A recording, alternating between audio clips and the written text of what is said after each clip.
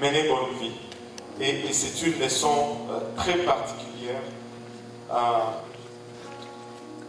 Et à l'ouverture du service, nous avons chanté directement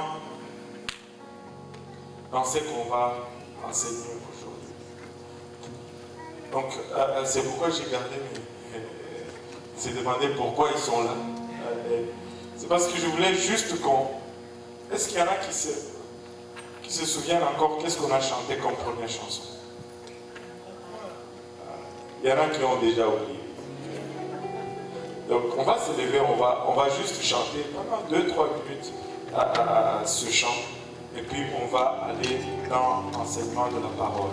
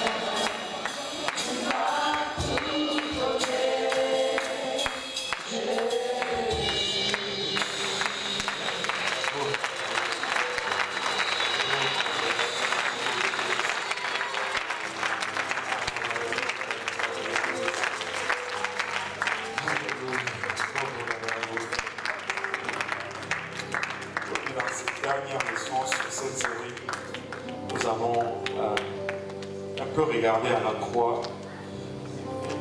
Vous pouvez vous asseoir. Menez bonne vie. 9e et dernière partie. Une étude de l'évangile des gens. Je ne peux pas vous dire, je ne peux pas vous exprimer vraiment combien cette étude a été très édifiante pour moi. Et j'espère de tout cœur que ça l'a été pour vous également. Et que après ceci, nous n'allons pas juste être là pour entendre la parole, mais nous allons être plutôt des faiseurs, des gens qui vont mettre en pratique ce que nous avions entendu. L'évangile de Jean est tout à fait différent de celui de Matthieu, de Marc, de Luc. Et tandis que les 3 premiers auteurs vont mettre beaucoup d'accent sur la description des événements qui ont pris place dans la vie de Jésus, Jean va insister sur le sens de ces événements. Par exemple, les 4 évangiles vont nous parler des 5000 personnes que Jésus a nourries en multipliant le pain et les poissons. Mais Jean est le seul qui va nous parler du sermon sur le pain de vie qui a suivi à ce fait ou qui a accompagné l'événement. Jean est soucieux non seulement de nous rapporter l'événement, mais il prend le temps d'aller chercher le sens de l'événement. Il veut creuser, il ne veut pas seulement s'arrêter sur la description de l'événement, il veut que nous sachions, que nous ayons le sens de ce que Jésus voulait nous transmettre. Aujourd'hui, avec notre monde en guerre, autour de nous, plusieurs guerres et plusieurs incertitudes,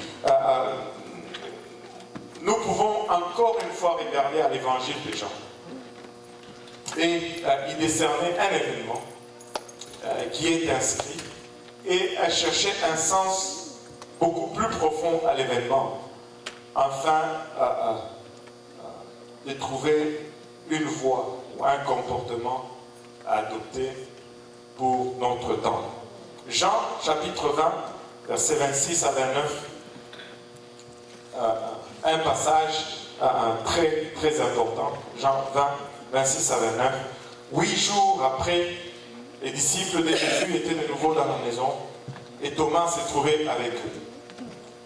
Jésus vint, les portes étaient fermées, se présenta au milieu d'eux et dit: la paix soit avec vous. La paix soit avec vous. Au verset 27, puis il dit à Thomas: avance ici ton doigt et regarde mes mains. Avance aussi ta main et mets-la dans mon côté. Et ne sois pas incrédule, mais crois. Thomas lui répondit: mon Seigneur et mon Dieu. Jésus lui dit: parce que tu m'as vu, tu as cru. Heureux ceux qui n'ont pas vu et qui ont cru. Parce que tu m'as vu, Thomas, tu crois. Mais il y a un groupe de gens qui viennent, qui ne m'ont pas vu et qui vont croire. Et ceux-là, ils doivent être heureux. Ils doivent être heureux. Maintenant, si nous regardons l'imagination humaine, l'imagination humaine est une faculté absolument incroyable. Je ne sais pas si vous avez déjà observé les enfants. Nous naissons avec un sens inné d'imagination. Et quand on est petit, notre imagination est très développée. Je me rappelle du beau vieux temps où mon fils, Johan,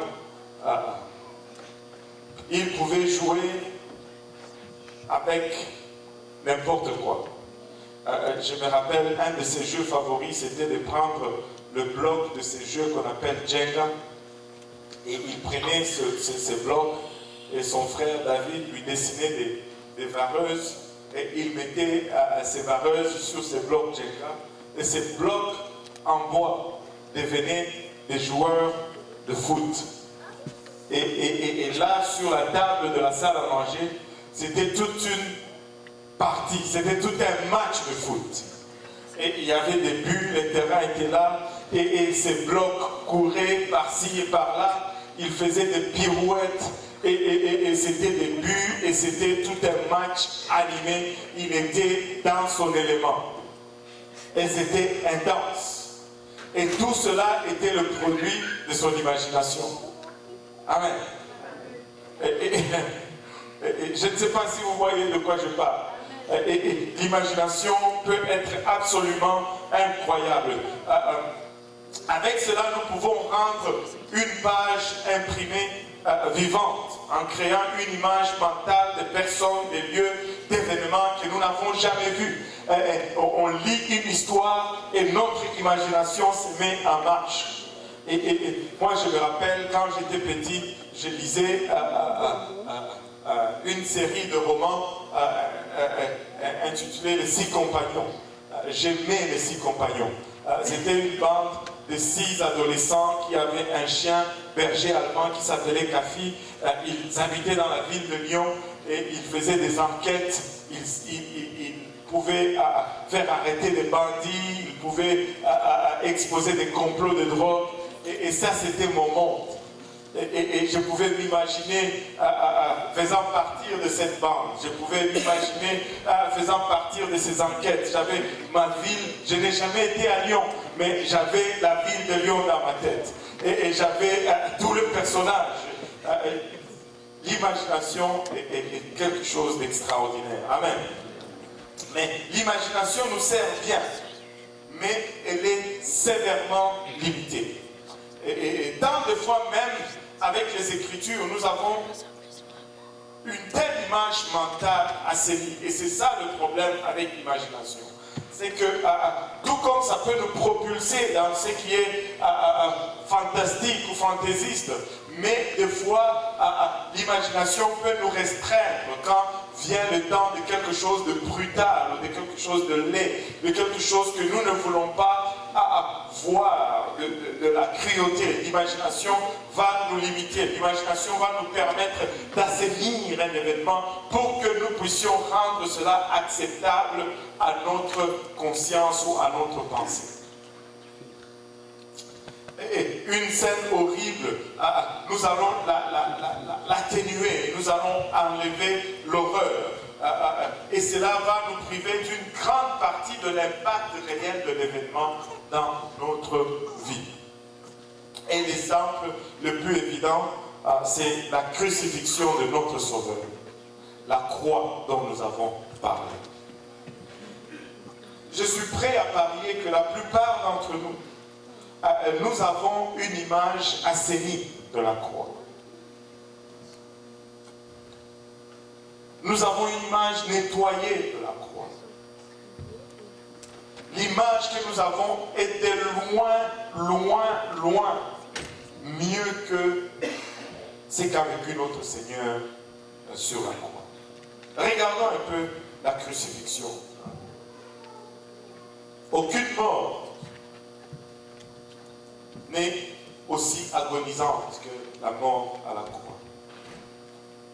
Aucune honte n'est aussi complète que ce que subissait ce qui était réservé à la croix. Et avant la crucifixion, d'abord, il y avait la flagellation. La flagellation s'appelait la petite mort, parce qu'elle précédait la mort ou la grande mort à la croix.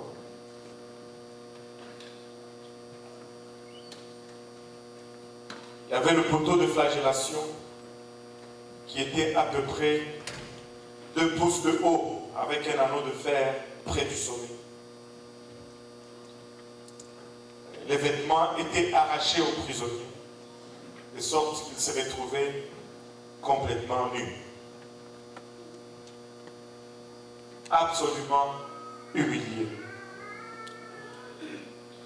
L'humiliation suprême, c'est d'exposer quelqu'un complètement nu au vu et au su de tous. Ces bourreaux romains qu'on appelait des licteurs romains étaient des professionnels et ils pouvaient battre une victime jusqu'à ce qu'il ne reste plus qu'une étincelle de vie, à peine vivant. Et le fouet romain était un fouet à manche, et la manche était courte, constituée de plusieurs fines chaînes de fer qui se terminaient avec de petits points.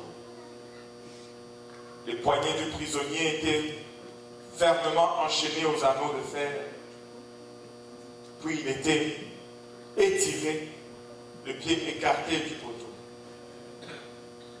Et même la tension d'attendre le premier coup de fouet était cruelle. Le corps se raidissait, les muscles se nouaient de crampes douloureuses, la couleur disparaissait des joues et les lèvres se serraient contre les dents. Lorsque le fouet descendait, les chaînes se déployaient à travers le dos et chaque maillon traversait la peau et s'enfonçait profondément dans la chair.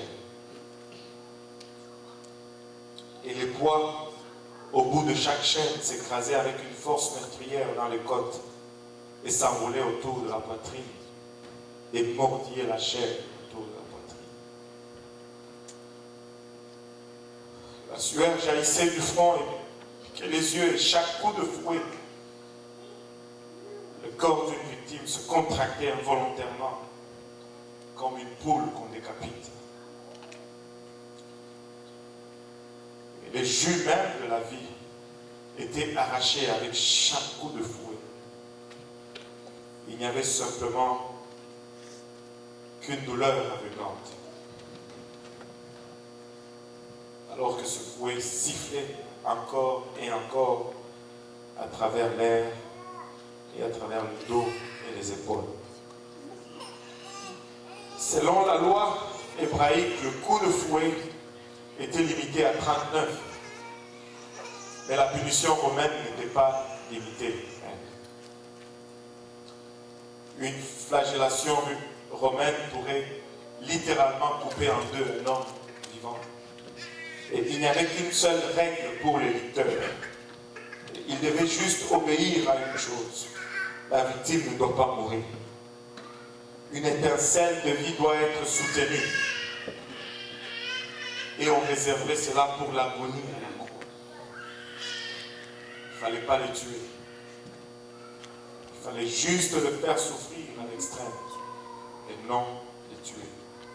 Beaucoup d'hommes se mordaient la langue en dessous des tels coups. Mais après la flagellation, leur humiliation venait juste de commencer. Le corps mou de la victime était détaché du poteau. Et ensuite, lentement, il était paradé le long des rues. Là où le public le regardait et des fois criait. Ainsi lentement jusqu'au lieu d'exécution. Et cela, c'était comme un avertissement aux autres que Rome traitait rapidement et impitoyablement ceux qu'elle trouvait plutôt coupables. C'était un soldat romain qui servait d'habitude de bourreau. Alors que 4 soldats tenaient les prisonniers ou le crucifiaient, ils plaçaient une pointe ou un morceau de métal pointu de 5 pouces au centre du poignet. Quelques coups enfonçaient la pointe dans le bois rude, passant à travers la main du crucifié. Puis un dernier coup le faisait tourner et le faisait tordre, de telle sorte que la main de la victime ne pouvait pas se dégager. Alors que la victime se tordait d'agonie, les clous étaient enfoncés dans l'autre poignet et à travers les 2 pieds, et les blessures envoyaient une douleur horrible et accablante. Et c'était des spasmes qui secouaient le corps du crucifié. Et ces spasmes traversaient son corps entier et dans chaque membre. Le comble, c'est que une foule curieuse s'est rassemblée. Et c'était comme de vautours autour d'une croix, alors que la croix les fascinait d'une façon sadique. Je ne sais pas qu'est-ce qu'il y avait de si attirant, mais c'était une torture horrible. Juste le fait de rester là et de regarder, ça frisait le sadisme. Alors que cette croix se faisait dresser, la foule était là. Et des fois, c'est bousculé même pour regarder. Or que mourir, en principe, devait être une chose privée, pas un spectacle public. Il y a quelque chose d'obscène à voir cette foule qui attendait que le crucifié meure. C'était là pour regarder sa mort. Et peu de temps après, la victime commençait à éprouver un sentiment angoissant de soif. Alors que sa bouche s'est desséchée, que sa peau devenait fiévreuse. Le plus grand de tous les besoins à ce moment était juste une goutte d'eau froide sur sa langue. Mais bien sûr, cela lui était refusé par les soldats. Mais qui, eux, buvaient en sa présence, juste pour ajouter à son tourment mental. Ce qui était autrefois la salive dans la bouche devenait comme de la laine non peignée. Et les mains et les pieds commençaient à s'enfler, alors que la langue s'épaississait dans sa bouche. Et la croix était placée de telle sorte que le soleil brillait directement dans les yeux du crucifié. Et même s'il avait les paupières fermées, il y avait toujours un éclat rouge qui pénétrait. Et la véritable horreur ne faisait que commencer. Il était impossible pour la victime de se retourner ou de changer de position. Les muscles du dos commençaient à se contracter violemment, puis se resserrer en crampes tendues et former des nœuds de crampes dans le dos. Il n'y avait pas moyen d'y échapper. Il n'y avait pas de main pour donner un massage, pour soulager ces crampes dans le dos. Mais ces crampes plutôt se déplaçaient sans relâche sur les épaules, puis dans l'abdomen. Et après 2 heures sur la croix, tous les muscles du corps étaient serrés dans des nœuds durs et l'agonie était au-delà de l'endurance. Les membranes du cœur séchaient et ça devenait comme du sable fin dans sa gorge, dans ses sinus. Et des couches de tissu s'arrachaient des yeux à chaque fois que la victime clignait les yeux. Tellement que tout son corps s'asséchait. Et là, les crucifiés hurlaient. Il y en a qui hurlaient jusqu'à la folie. Et l'homme, avec tout son génie, n'a jamais imaginé une mort plus cruelle ni plus agonisante que celle de la crucifixion. Chaque heure était une éternité. Je dirais même chaque minute était une éternité. Le crucifié désirait la mort. C'était sa seule ambition en ce moment. Mourir. Sur la croix, il n'y avait pas de fin à la souffrance. C'était seulement des souffrances variées. C'était seulement des manières de souffrir qui varient. Tantôt, c'était les blessures, tantôt, c'était les gosiers qui séchaient, tantôt, c'était les yeux qui brûlaient, tantôt, c'était des crampes, mais c'était juste une douleur après l'autre, une sorte de douleur après l'autre. Pourrait-il y avoir une souffrance plus intense de ce côté de l'enfer? Parce que la seule chose qui peut y être comparable, c'est de l'autre côté de la mort, si on se retrouve à l'enfer. Et pourtant, Jésus-Christ a été crucifié. Et il a été pour moi et pour vous. Il a été crucifié pour nous. Il a pris ma place. Il a pris ta place. C'était mon péché qu'il a envoyé à la croix. C'était mon péché qu'il a envoyé au calvaire.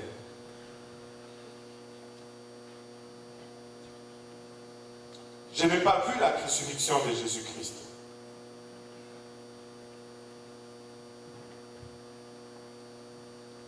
Mais je crois que c'est arrivé.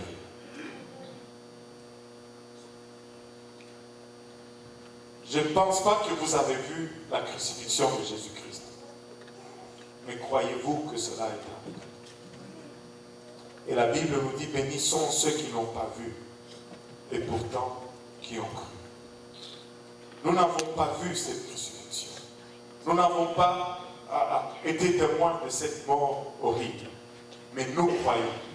Et même mieux encore, nous croyons qu'il est mort pour nos péchés.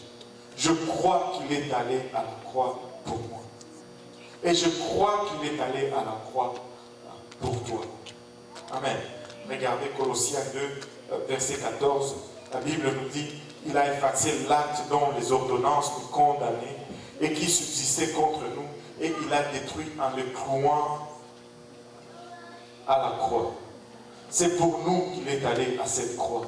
C'est pour moi qu'il a vécu ce qu'il a vécu. C'est pour vous qu'il a enduré ce qu'il a enduré. Nous l'avons envoyé à la croix. Même si, des fois, avec notre imagination, nous avons atténué ce qu'il a dû endurer. Mais laissez-moi vous dire, il a payé le grand prix pour que nous soyons présents en Seigneur. Galates 6, 14 nous dit, pour ce qui me concerne, loin de moi la pensée de me glorifier d'autre chose que de la croix de notre Seigneur Jésus-Christ, par qui le monde est crucifié pour moi, comme je le suis pour le monde.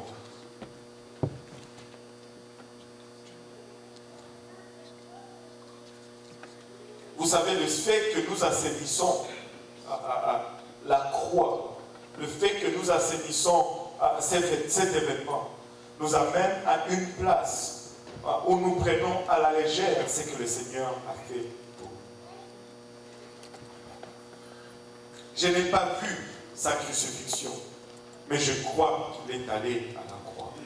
Je ne l'ai pas vu mourir à la croix, mais je crois qu'il est mort pour mes péchés. Je n'ai pas vu sa résurrection non plus, mais je crois que Jésus a brisé les lois même de la nature pour ressusciter des morts. Je crois que Jésus est ressuscité des morts. Je crois qu'il est mort à la croix. Je crois qu'il y a été pour moi et pour toi. Et je crois qu'il est ressuscité. Mais est-ce que tu crois vraiment? Mais si tu crois vraiment, alors pourquoi est-ce que tu t'amuses avec le prix payé à la croix? Pourquoi est-ce que tu vas t'amuser avec cette agonie qu'il a subie à cette croix? 1 Corinthiens 15, 17 à 20 nous dit, et si Christ n'est pas ressuscité, votre foi est vaine. Vous êtes encore dans vos péchés. Et par conséquent, aussi ceux qui sont morts en Christ sont perdus.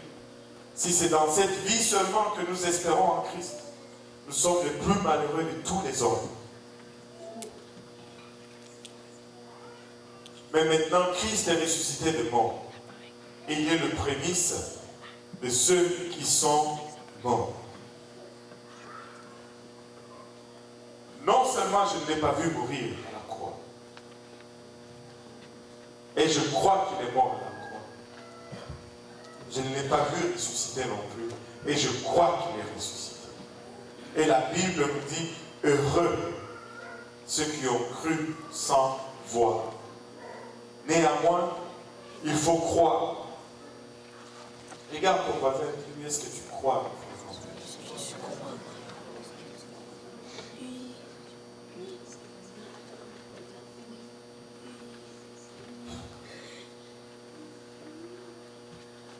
Vous savez, le verset que nous avons lu au commencement, quand Thomas le voit, il dit, mon Seigneur est mon Dieu.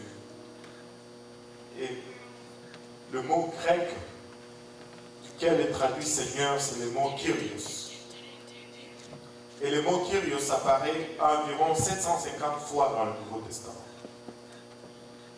Il y est traduit comme étant Seigneur avec un S majuscule 667 fois. Il y est traduit comme Seigneur avec un S minuscule 55 fois seulement.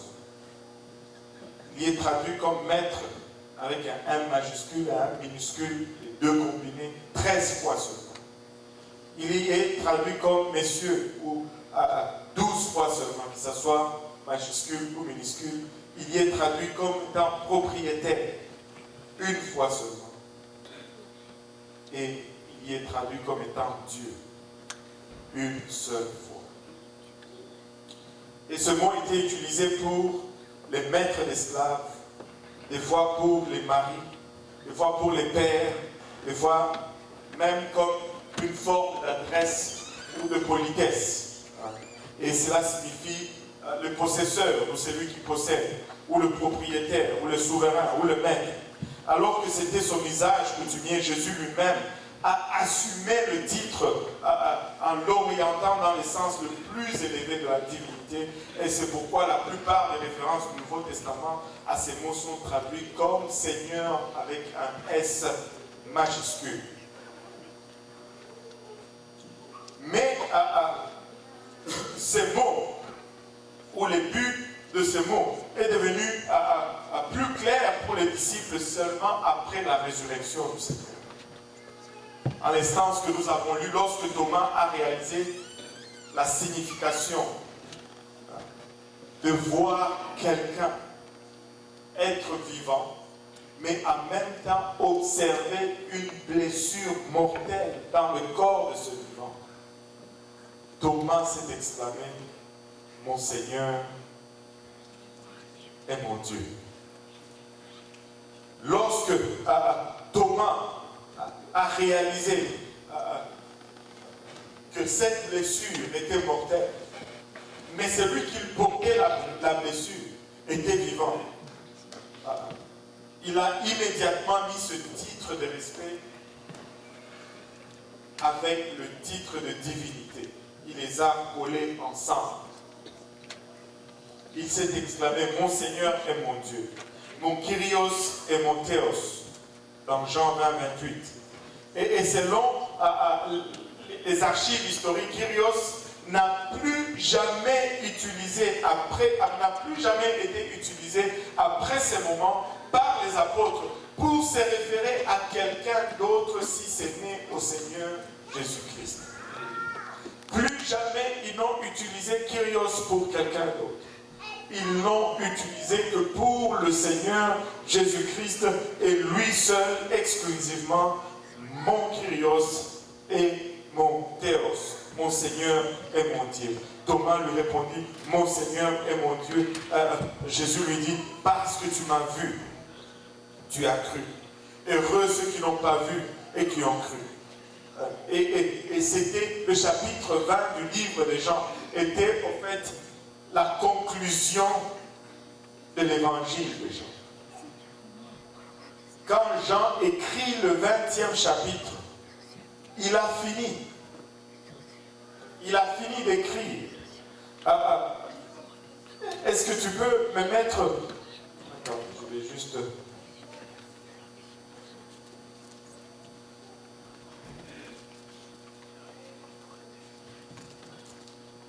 Regardez ceci.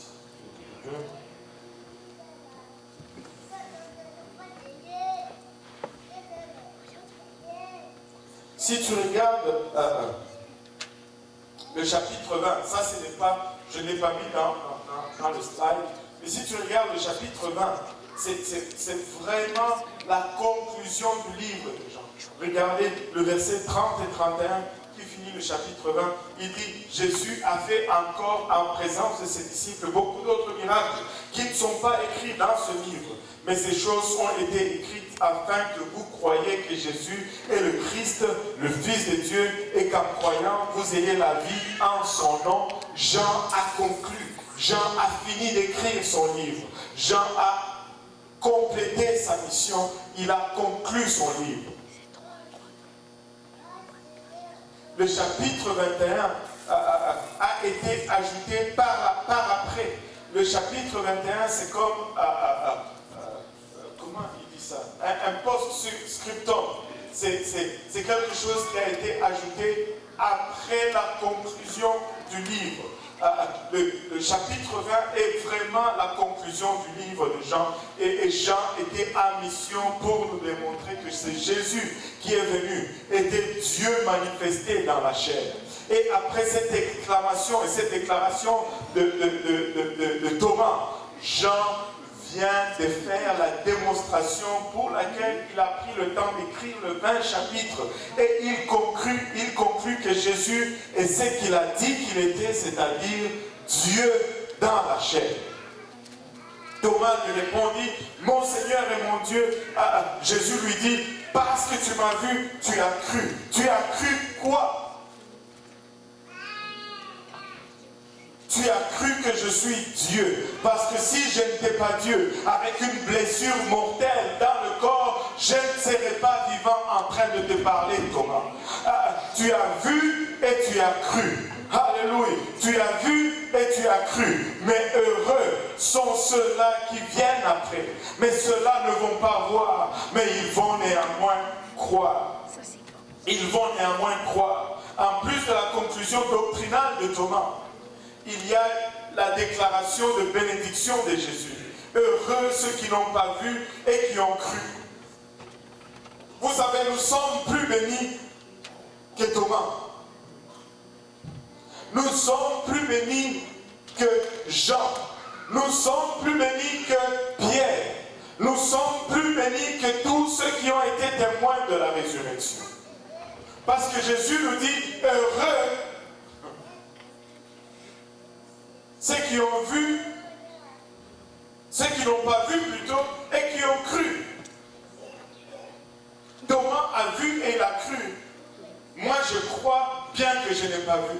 Donc je suis plus béni que lui. Vous n'êtes pas content d'être plus béni? Amen. En tout cas, moi je suis très content d'être plus béni que Thomas. Vous savez que nous sommes même plus bénis que les prophètes. Et même plus bénis que les anges. Amen. Vous ne me croyez pas.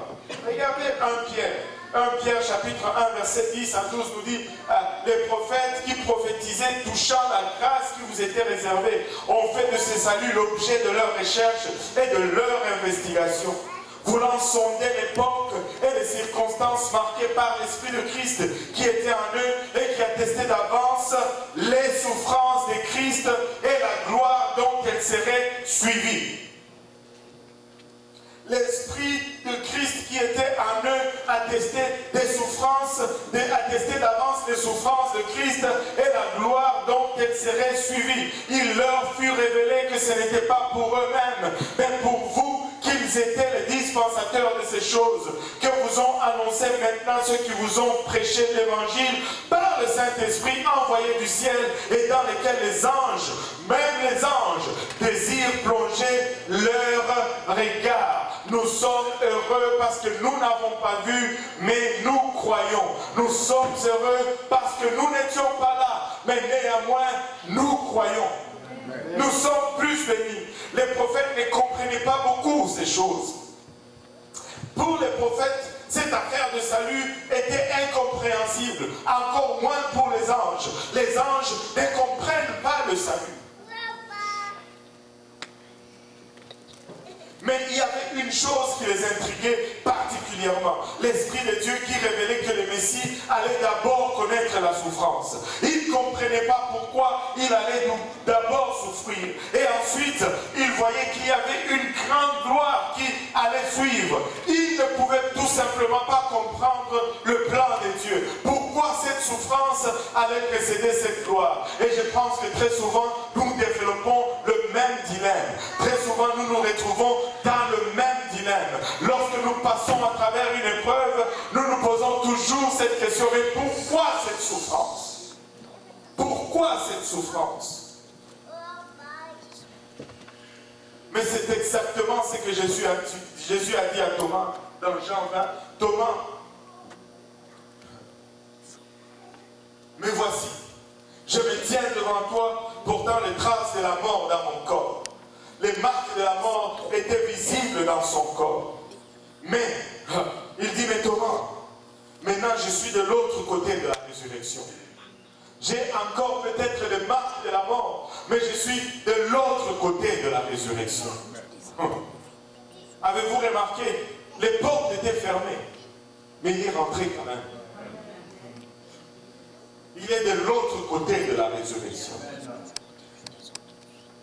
Plus une seule barrière ne peut le retenir.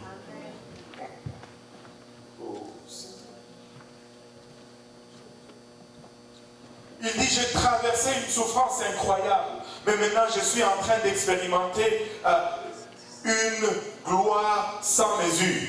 Pourquoi Jésus traverserait-il l'agonie et la souffrance de la croix pour nous? Pourquoi est-ce qu'il ferait cela? La réponse est la plus simple et peut-être tout simplement parce qu'il nous aime. Parce qu'il nous aime, il est allé à la croix. Parce qu'il nous aime, il a enduré l'humiliation. Parce qu'il nous aime, il a enduré l'agonie de la croix. Parce qu'il nous aime, il a enduré cette torture, cette flagellation, cette humiliation. Parce qu'il nous aime, il a supporté tout ce qu'il a supporté. Mais il y a une autre partie de la réponse qui est tout aussi importante et aussi grande. C'est que Jésus pouvait voir la gloire au-delà de la souffrance. Il pouvait voir la gloire au-delà de la souffrance. Regardez, Hébreux 12, verset 2 nous dit, ayant le regard sur Jésus, le chef et le consommateur de la foi, qui en vue de la joie qui lui était réservée. Il a souffert la croix, il a méprisé l'ignominie et s'est assis à la droite du trône de Dieu. Pourquoi? En vue de la joie qui lui était réservée. Les êtres humains ont été créés avec un instinct éternel. Et cet instinct est inné en nous. Et cet instinct nous dit qu'il y a quelque chose au-delà de cette vie.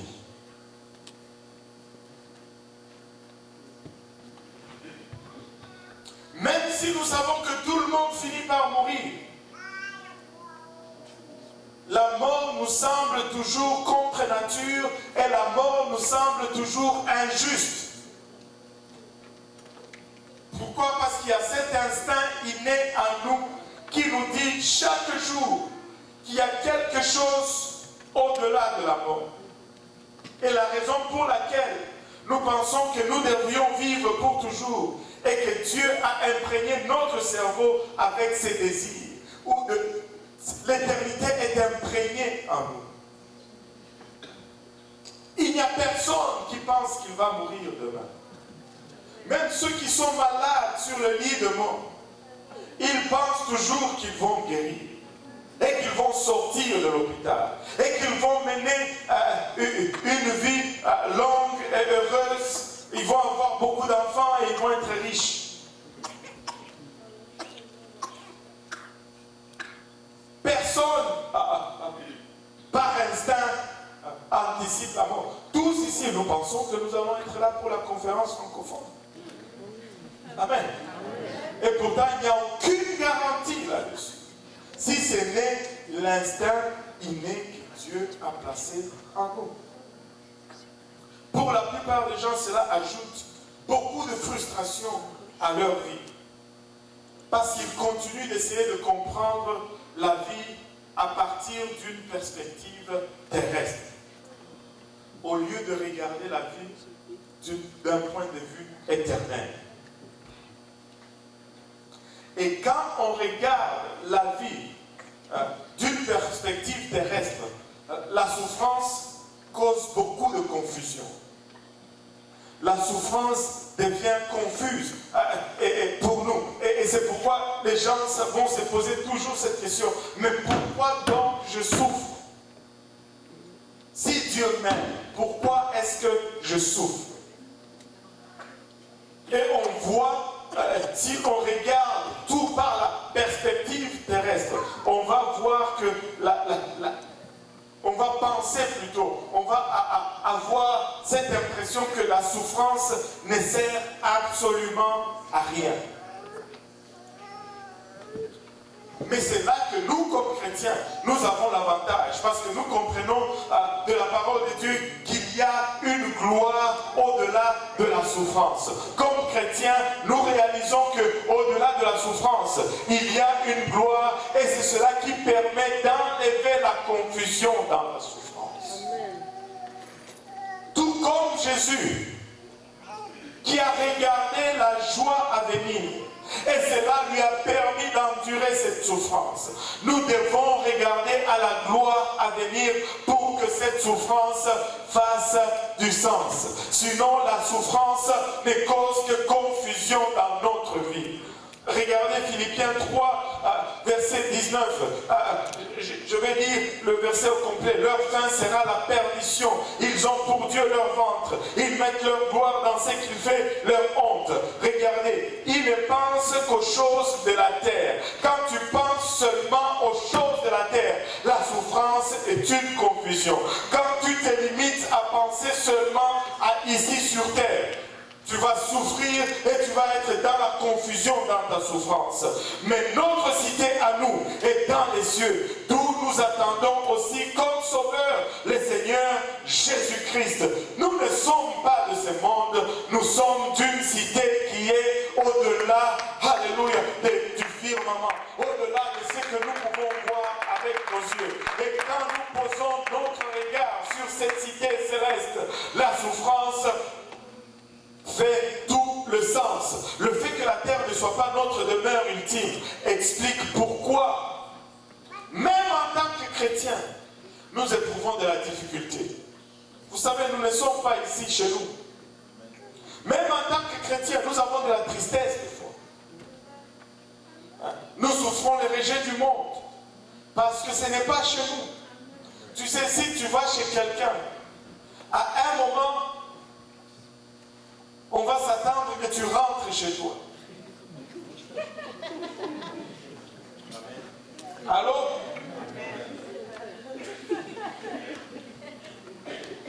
Parce que tu n'es pas chez toi. C'est pas ton demeure.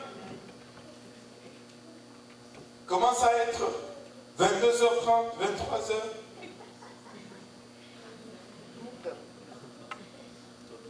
Là, tu commences à voir le propriétaire de la maison qui fait pas de réaction. Là, tu vois.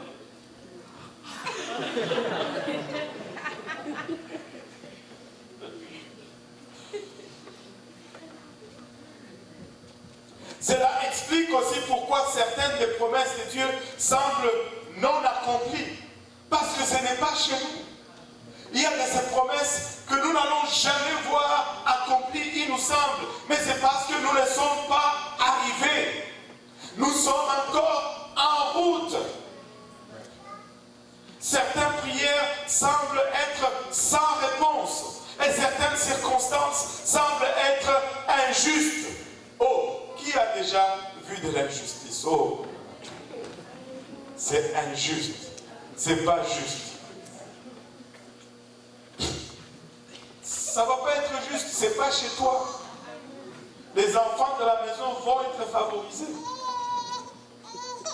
Ne t'étonne pas quand les méchants prospèrent. Ils sont chez eux.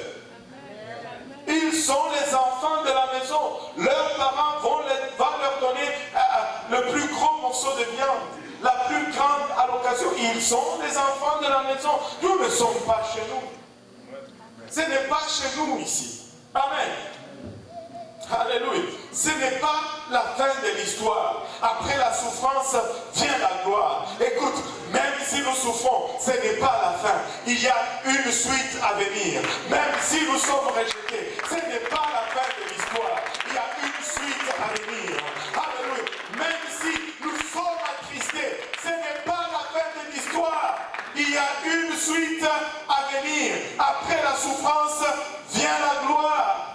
Dieu permet que nous ressentons une certaine quantité de mécontentement. Dieu permet que nous ressentons un certain degré d'inconfort. Dieu permet que nous soyons insatisfaits. Dieu permet des fois que nous soyons découragés. Dieu permet des fois que nous soyons désillusionnés. Ce travail que tu pensais que tu allais avoir, tu ne l'as pas. Cette bénédiction que tu pensais que ça allait venir, ça ne vient pas. Cette femme que tu pensais que tu allais épouser, quelqu'un d'autre l'épouse. Ou ce mari que tu pensais qu'il allait t'épouser, il épouse quelqu'un d'autre. Et tu es insatisfait, tu es désillusionné. Des fois, ce sont des déceptions dans cette vie. Dieu permet cela. Vous savez pourquoi? Parce qu'il ne veut pas que nous soyons trop attachés à cette terre. Nous ne sommes pas complètement heureux ici sur terre parce que nous ne sommes pas supposés l'être. Nous ne sommes pas supposés être complètement heureux sur cette terre. Ce n'est pas chez nous. Si nous sommes trop heureux, nous n'allons pas vouloir quitter cette terre.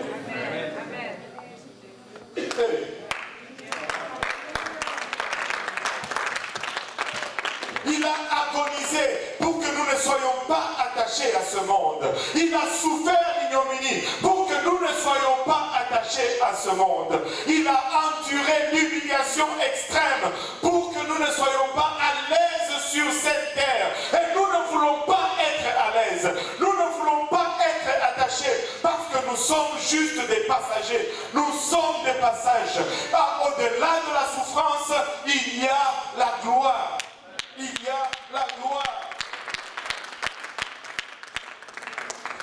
Dieu le permet. Nous ne sommes pas supposés être trop heureux sur cette terre. Mais quand les chrétiens éprouvent de la souffrance, vous savez qu'est-ce qu'ils font? Ils prennent les jumelles de la foi et ils regardent au-delà de la souffrance pour y voir la gloire qui les y attend. C'est pourquoi, si ton espérance est seulement sur cette terre, tu es le plus malheureux de tout, parce que tu ne seras jamais satisfait. Nous ne sommes pas chez nous ici. Regardez Hébreux 11:1. Or, la foi est une ferme assurance. Que tout le monde dise le support ou le soutien. Le support. Alléluia. Des choses qu'on espère. Une démonstration. Que tout le monde dise la preuve.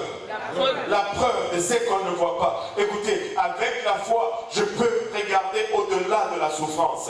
Avec la foi, je peux regarder au-delà des circonstances. Comment pensez-vous que ces gens ont surmonté les griffes des fauves dans les cirques? Comment ces gens ont enduré le fait d'être brûlés vifs parce qu'ils ont mis leurs jumelles de foi pour regarder au-delà de la souffrance auquel ils faisaient face. Ils sont sortis dans les arènes avec des chants et des cantiques de louange parce qu'ils avaient une assurance qui était au-delà de ce monde. Au-delà de ce monde. Écoutez, nous n'avons rien enduré, nous n'avons rien supporté. Bien sûr que nous pouvons utiliser ces jumelles et regarder au-delà de nos circonstances.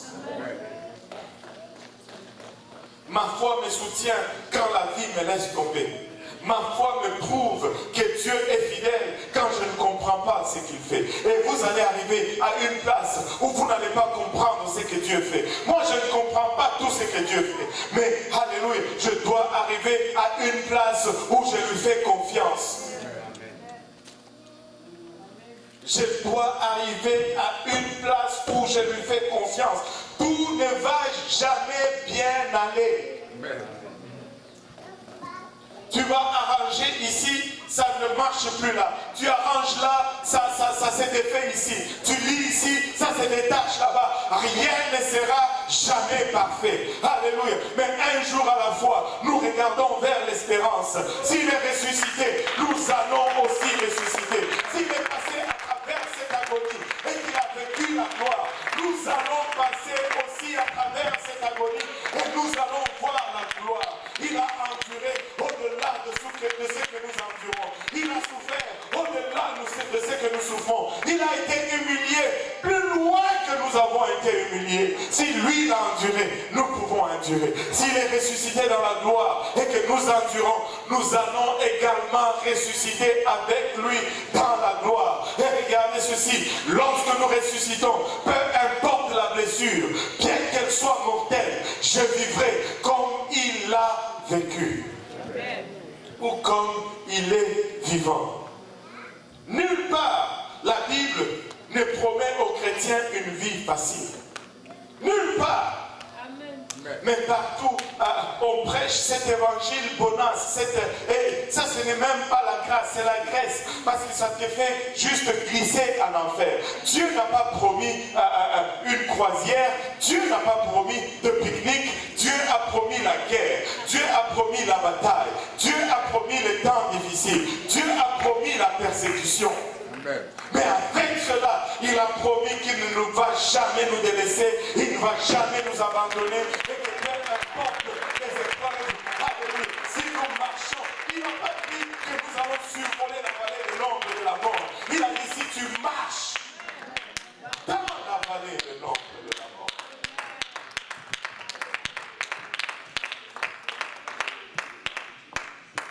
La Bible n'a jamais promis une vie facile aux chrétiens. En fait, en de nombreuses circonstances, les Écritures disent exactement le contraire. Regardez Psaume 34, verset 20. Psaume 34, verset 20 nous dit, le malheur atteint souvent le méchant, mais l'Éternel... Ah!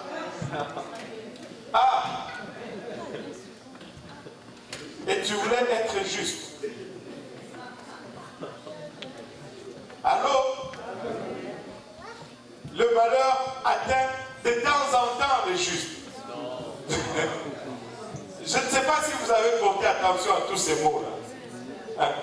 Ce n'est pas de temps en temps.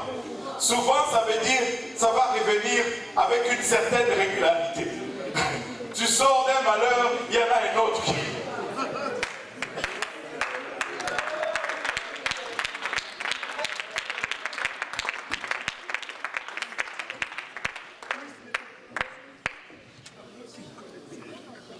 Regardez Jean 16, verset 33. La Bible nous dit, je vous ai dit ces choses, afin que vous ayez la paix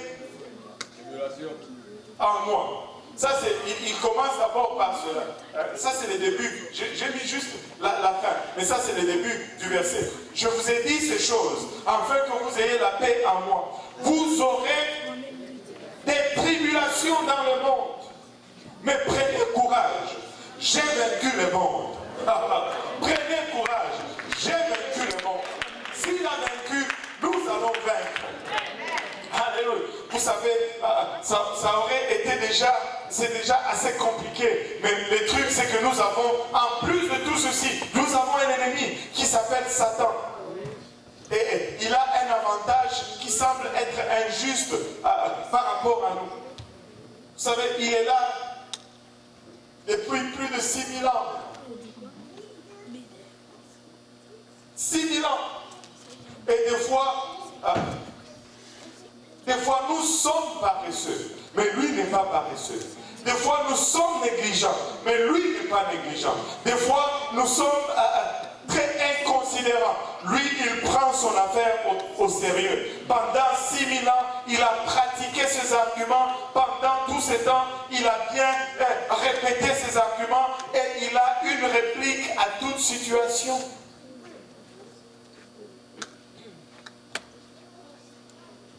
Et il ne manque jamais une occasion d'accuser Dieu ou de condamner les voies de Dieu. Hein? Voilà encore ton Dieu. Hein? Il te fait travailler comme un esclave. Il te fait prier sans cesse. Tu répands ton cœur, tu donnes jusqu'à ce qu'il ne te reste plus rien, tu tombes. Et là, il te récompense avec des épreuves. Qu'est-ce que tu as eu? C'est juste la souffrance. Regarde.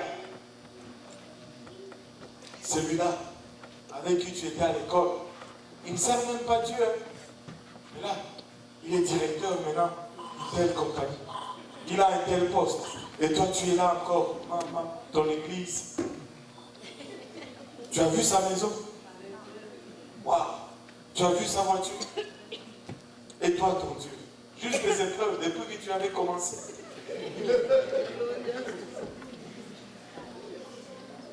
Et là, tu regardes dans la situation, le comble est que tu ne peux même pas nier les faits. Tu regardes, tu dis, oui, c'est vrai.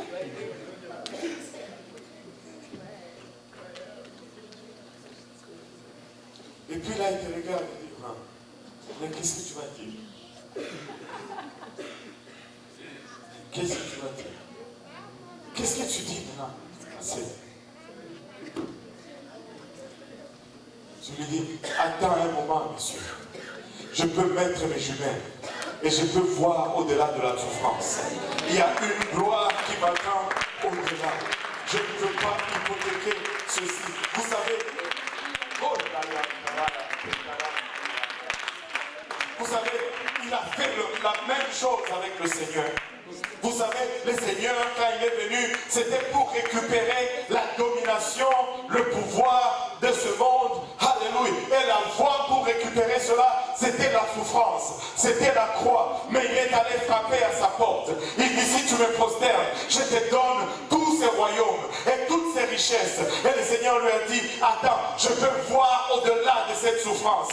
Il lui a fait un offre, il dit, je peux te dispenser de ces souffrances. Et le diable continue de faire la même chose encore et encore et encore avec le peuple de Dieu aujourd'hui. Je peux te dispenser de la souffrance.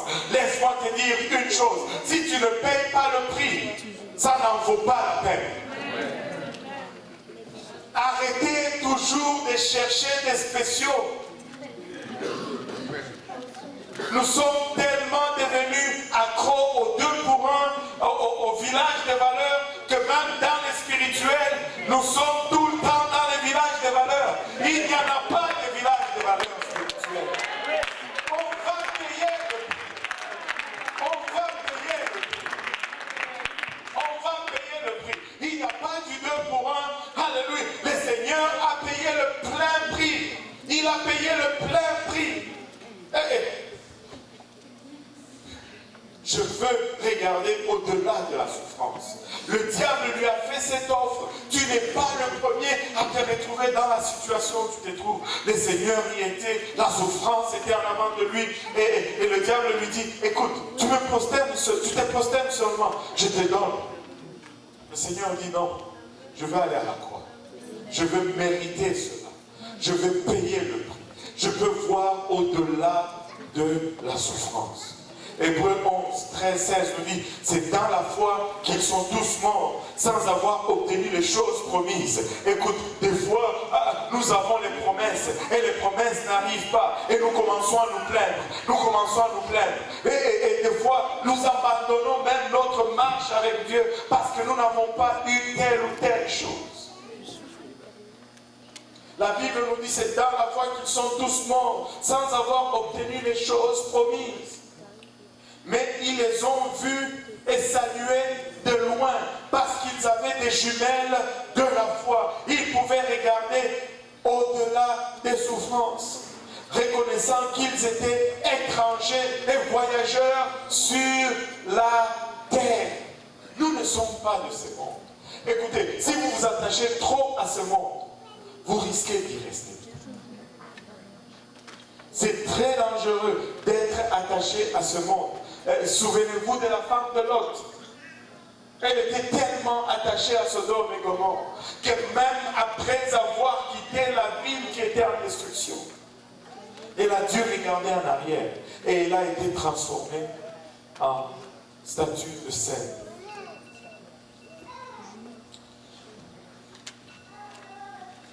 Ceux qui parlent ainsi montrent qu'ils cherchent une patrie. S'ils avaient eu en vue celle d'où ils étaient sortis, ils auraient eu le temps d'y retourner.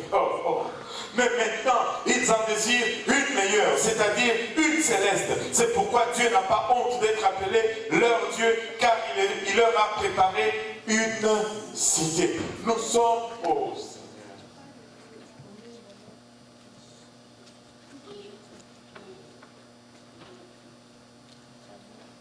Vous pouvez avoir votre regard sur Outremont. Vous pouvez envier Pointe-aux-Trembles. Vous pouvez envier, je ne sais pas, c'est quoi les villes. Moins Westmount, vous pouvez envier cela, mais notre regard se place sur une cité céleste. Une cité céleste. Je ne peux pas vous dire pourquoi nos prières ne sont pas toujours répondues. Je ne peux pas vous dire pourquoi, des fois, ça ne marche toujours pas comme nous le pensons. Mais seule réponse que je peux vous donner est la réponse d'un homme qui s'appelait Glenn Dudley. Il a dit ceci quand il était malade de cancer. D'une façon ou d'une autre, ça va être une victoire. D'une façon ou d'une autre, ça va être une victoire. Si Dieu me guérit, c'est une victoire. Si je meurs, c'est une victoire quand même. Parce que je peux voir au-delà de la souffrance. Il a dit ceci, si je n'ai pas le bonheur ici, j'aurai le bonheur là-bas. Si je meurs ici, je vivrai pour toujours là-bas. Si je n'ai pas de richesse ici, j'aurai un demeure là-bas. Si je ne reçois pas ma guérison ici, j'aurai ma guérison là-bas. Oh, je ne sais pas pour vous, mais j'imagine ces jours-là, au son de la trompette.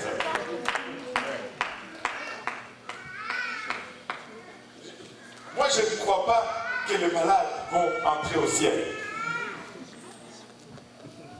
Moi, je ne crois pas qu'il y aura des aveugles au ciel. Mais au son de la trompette, ça sera un autre rassemblement. Au son de la trompette, il y aura une église dans les airs. Et dans ce service, alors qu'on sera en route vers le ciel, il y aura des gens qui seront guéris de leur infirmité. Il y aura, en route vers le ciel,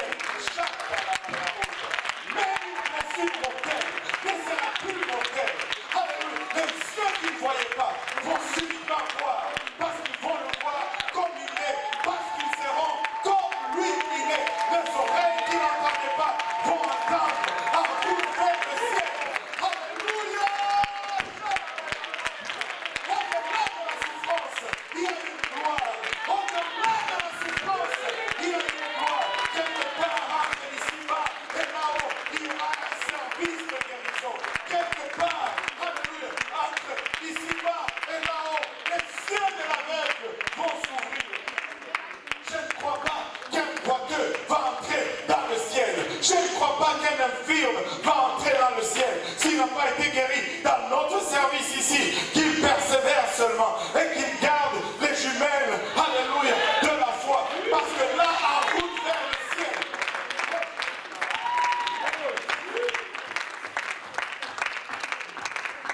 nous allons avoir le dernier service de guérison. Nous allons avoir... Oh, ça.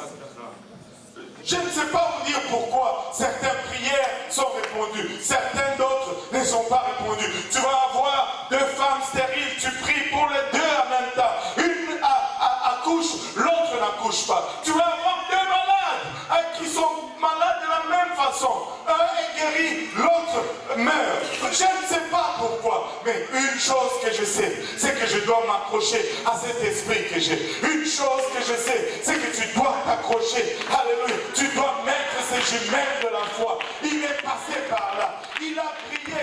Alléluia. Si c'est ta volonté, éloigne de moi cette coupe. Si cela était possible, éloigne de moi cette coupe. Mais il a passé à travers cette souffrance. Il a dû subir la croix. Il a dû subir l'humiliation. Même si des fois nous assainissons la croix. Même si des fois nous cachons, alléluia, cette douleur, cette agonie. Nous cachons cette torture en arrière des rideaux de l'imagination. Laissez-moi vous dire, il a payé le grand prix pour vous et moi. Mais au-delà de cette souffrance, il y avait la gloire. Au-delà de la souffrance, il y a la gloire. Alléluia.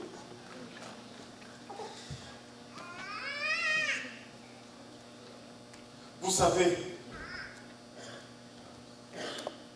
ne manque pas l'enlèvement.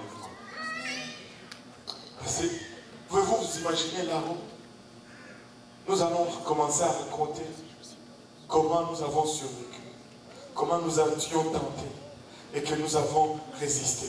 comment peut-être à des moments où nous avons tombé, la grâce de Dieu nous a ramassés, nous a relevés. Oh, écoutez, j'ai dû faire ceci.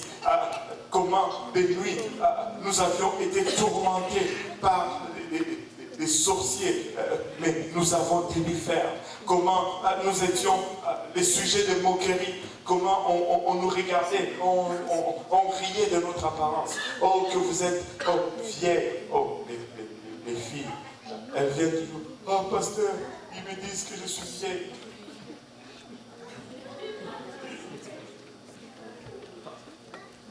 Oh, j'ai l'air vieille.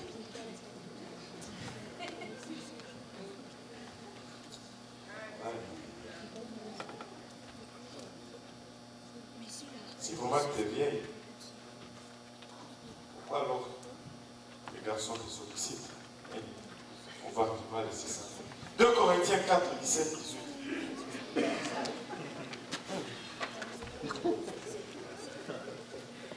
2 Corinthiens 4, 17, 18. Car nos légères afflictions du moment présent produisent pour nous au-delà de toutes mesures. Vous savez, je vais vous raconter l'histoire. Le diable est menteur. Il y avait une sœur qui venait ici. Elle est venue, on lui a prêché la sanctification. Elle a commencé à pratiquer la sanctification.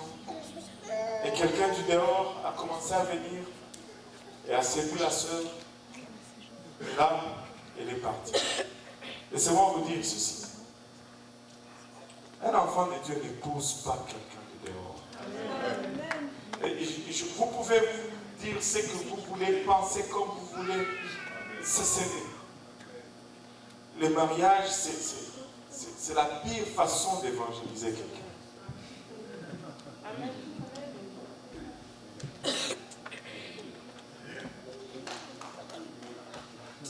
Alléluia. Au moins un battement de musique.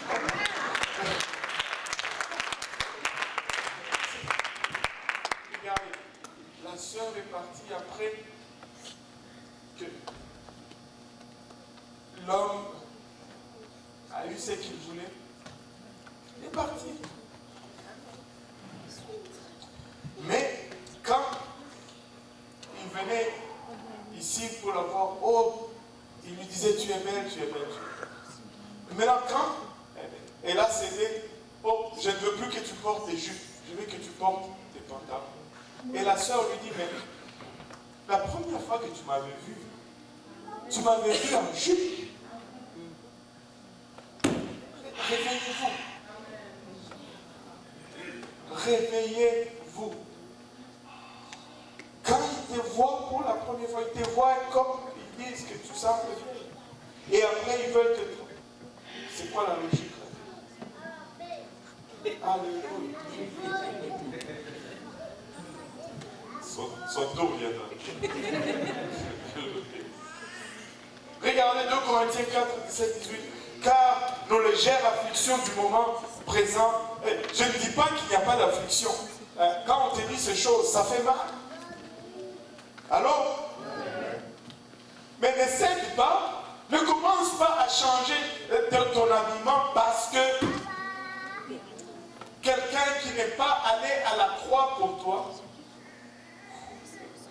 un poids éternel de gloire parce que nous regardons non point aux choses visibles, mais à celles qui sont invisibles. Car les choses visibles sont passagères et les invisibles sont éternelles. Avez-vous remarqué qu'à chaque fois que nous tombons, c'est pour les choses visibles? À chaque fois que nous avons des problèmes dans notre marche spirituelle, c'est pour ce qui est visible, ce qui est temporaire, ce qui ne va même pas durer.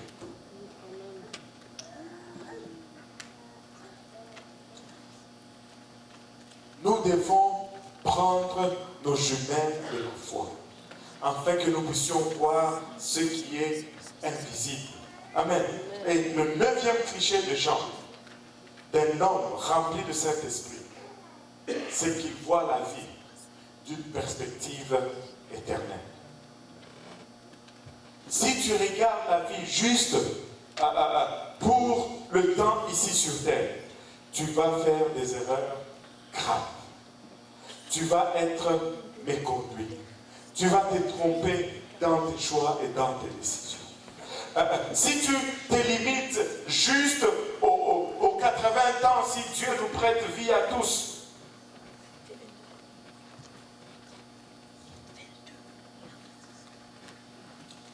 un moment de la gloire du ciel, juste un instant de gloire dans le ciel, va valoir plus que tous les jours, toutes les semaines, tous les mois, toutes les années de souffrance que vous auriez traversées sur terre. Un seul jour au ciel va valoir toute la souffrance endurée sur terre. Moi, je les mets toujours dans cette perspective. Vous savez, tu peux mener la plus belle vie ici sur terre. Tu peux avoir tout l'argent que tu désires, des millions et des millions. D'acheter des maisons, des voitures, des avions même, des hélicoptères, et faire tout ce que tu veux, avoir des... mener la grande vie, quoi. Mais si tu meurs, un seul jour en enfer va te faire regretter toute la vie de bonheur que tu aurais vécu sur terre. Un seul jour en enfer, tu vas tout regretter. Tu vas vouloir revenir en arrière, mais il sera impossible de revenir. Mais de l'autre côté, même si tu as vécu la vie la plus dure ici sur terre, et même à cela, écoutons, soyons un peu humbles. Amen. Déjà, nous qui sommes ici au Canada, ici, c'est quelle vie dure? C'est quelle vie dure que nous menons? Je me rappelle, on est allé au Congo avec le frère Manis. On est allé, quand on est allé au Congo, on n'a pas habité à l'hôtel avec lui. On était chez moi, dans ma maison. C'est la maison avec Purpose Institute, dans le quartier là. C'est là où on dormait. Et le frère Mike, je me rappelle toujours de ceci. Sur l'avion de retour, il m'a dit ceci. Ça, c'était le meilleur voyage de toute ma vie. Et il a continué en disant ceci. Nous avons gâché nos vies en pensant que nous avions la vie difficile. Mais je viens de voir des gens qui ont vraiment la vie difficile. On n'a pas la vie difficile ici, honnêtement parlant. Honnêtement parlant, là, on n'a pas la vie difficile. Nous sommes juste une génération gâtée. Une génération gâtée, au point où même le moindre effort qui produit des résultats est sujet de complainte. Alors qu'il y en a qui produisent des efforts sans résultat. Sans résultat.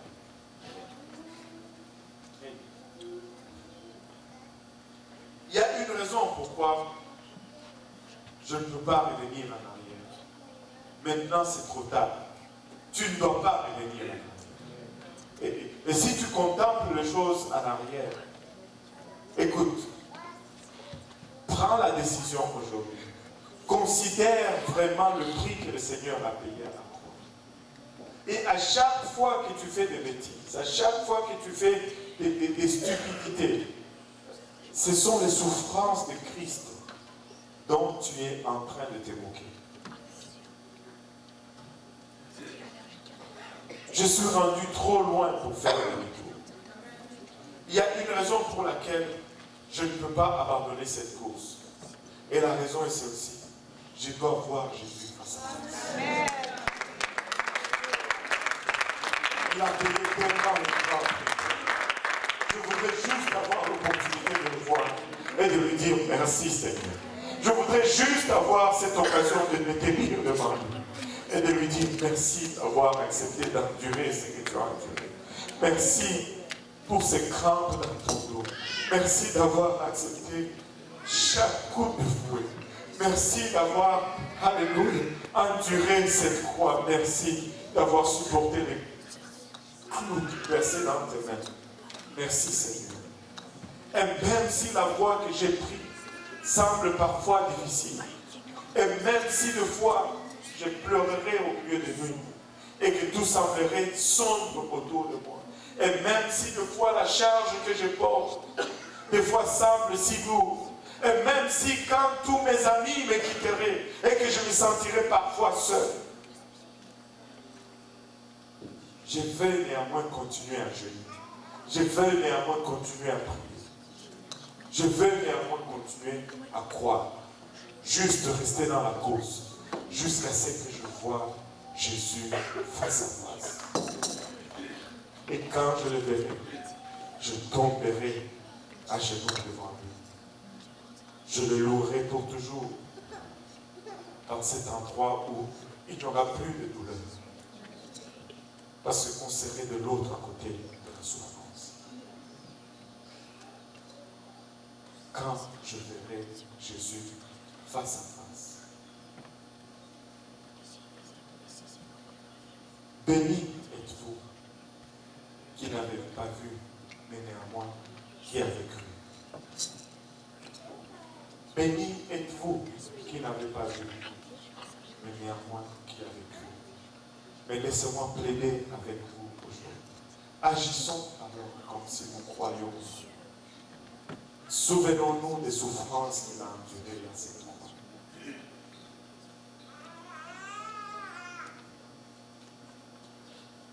Vous savez, nous sommes peut-être physiquement myopes, mais spirituellement, nous pouvons voir de loin. Nous pouvons être les jumelles de la foi. Mais même si de là où nous sommes, la vue n'est peut-être pas belle, mais laissez-moi vous dire, c'est spectaculaire de l'autre côté. C'est tout simplement sans description de l'autre côté.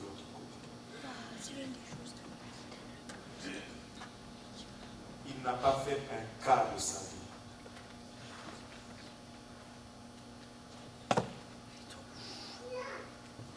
Il n'a pas fait un cas de sa vie. C'est pourquoi probablement Paul a écrit ceci en s'élevant tous ensemble dans Acte 20, verset 22 à 24. Et maintenant, voici, lié par l'Esprit, je vais à Jérusalem, ne sachant pas ce qui m'y arrivera. Seulement de ville en ville, l'Esprit Saint m'avertit que des liens et des tribulations m'attendent. Regardez le verset 24. Mais je ne fais pour moi-même aucun cas de ma vie. Je ne fais pour moi-même aucun cas de ma vie, comme si elle m'était précieuse, pourvu que j'accomplisse ma course avec joie. Et le ministère que j'ai reçu du Seigneur Jésus, d'annoncer la bonne nouvelle de la grâce de Dieu. Pourvu tout simplement que j'accomplisse ma course avec joie. Peuple de Dieu, ce n'est pas le temps de jouer. Les choses qui sont faites en cachette, un jour, ça sera au vu et au su de tous. Mais ces choses sont-ils vraiment dignes de ces souffrances? Sont-ils vraiment dignes de la croix? Sont-ils vraiment dignes de son sang, de la flagellation, de l'humiliation? Maintenant, nous avons encore une opportunité de mettre ces choses en dessous de son sang. Maintenant, nous avons encore une opportunité de mettre toutes ces choses en dessous de son sang. Si nous pouvons prendre le temps de venir à l'avant et de parler au Seigneur. Et non seulement de parler au Seigneur, mais de lui permettre de nous parler. Tu sais, il n'est pas question du pasteur, il n'est pas question de mon frère ni de ma soeur. Il est question de Jésus-Christ et de lui seul. Il est question de toi et de Jésus-Christ.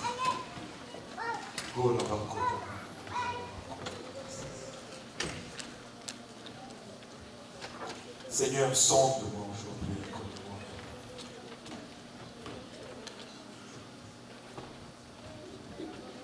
Tu n'es pas étranger à la souffrance pour que nous puissions te regarder et dire, Seigneur, tu comprends probablement pas, Seigneur, tu as enduré de loin plus que nous endurons, Seigneur. Mais tu as fait cela parce que tu nous aimes. Tu as fait cela également parce qu'il y avait la gloire au-delà de la souffrance.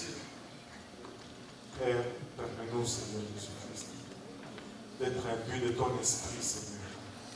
Cet esprit qui crie haut et fort, Seigneur Jésus-Christ, que à cause de la joie qui nous est réservée, à cause de la joie, Papa, qui nous est réservée, à cause de la grâce qui nous attend, nous sommes prêts à endurer cette souffrance. Nous sommes prêts, Papa, à subir l'humiliation. Nous sommes prêts, Papa, à ne pas renier ton nom, Seigneur. Nous sommes prêts, Seigneur Jésus-Christ, à être humiliés. Nous sommes prêts à ne pas faire cas de notre vie, comme si elle nous était précieuse.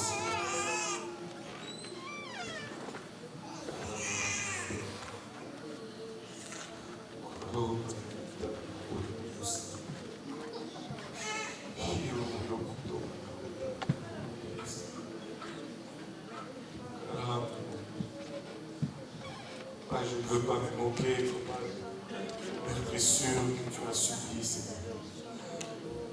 Je ne veux pas me moquer de la flagellation endurée, Papa.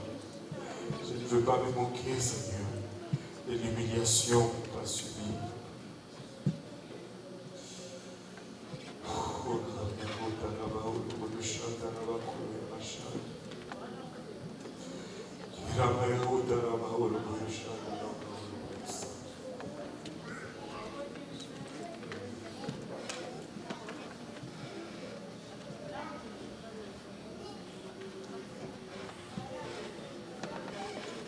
Oh Jésus, au-delà de la souffrance, il y a la gloire.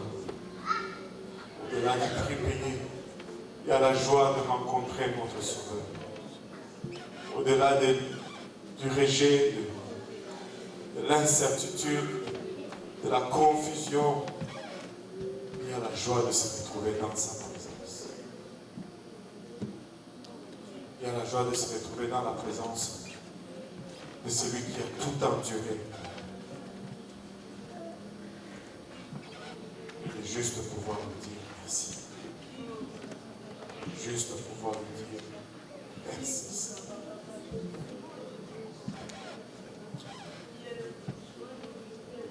Je veux mener ma vie. Pas selon le standard de ce monde, mais selon ses standards.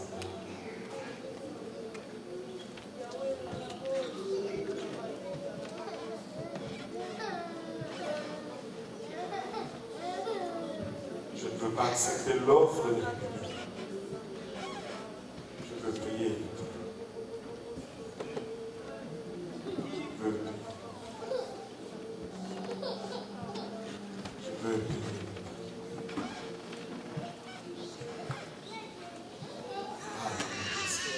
Merci Seigneur Jésus.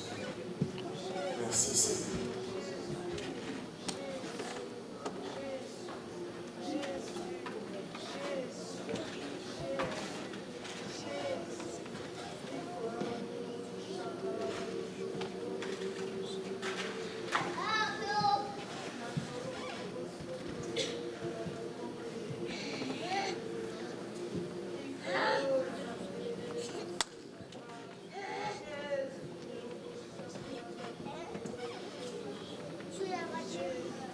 Merci Seigneur. Merci Seigneur Jésus.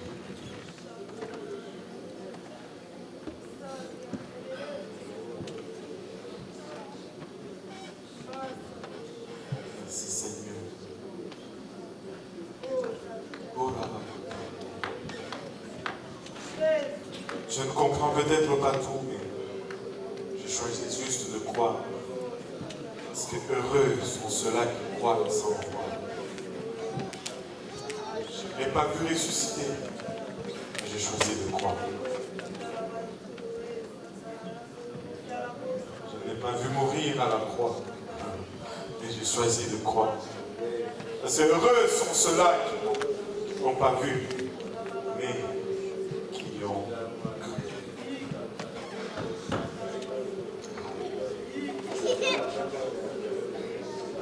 Je veux vivre pour Jésus-Christ. Je veux vivre pour Jésus-Christ. Je veux combattre le bon combat de la foi. Je ne veux pas gaspiller mon énergie du mauvais côté, alléluia, de la bataille. Je ne veux pas gaspiller mes efforts du mauvais côté de la bataille. Je veux m'assurer que je suis du bon côté de la bataille. Alléluia, je veux m'assurer que je suis dans le bon camp.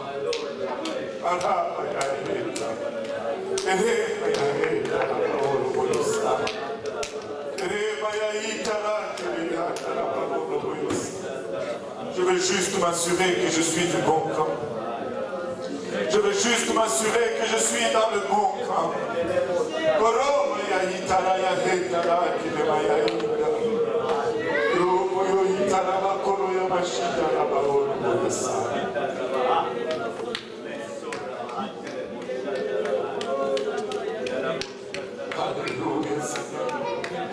Alléluia Jésus, alléluia Seigneur, alléluia Jésus, alléluia, alléluia Seigneur,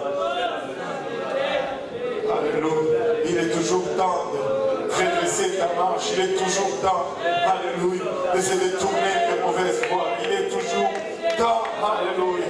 Oh la bakota manaïta la baolo yosa, kira manaouta la baolo yosa. Considère donc la souffrance qu'il a subie. Considère donc l'humiliation qu'il a endurée. Considère donc. Alléluia. Considère donc.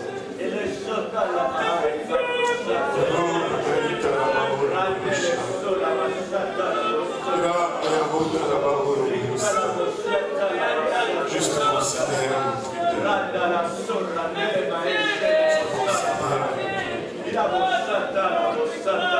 juste considère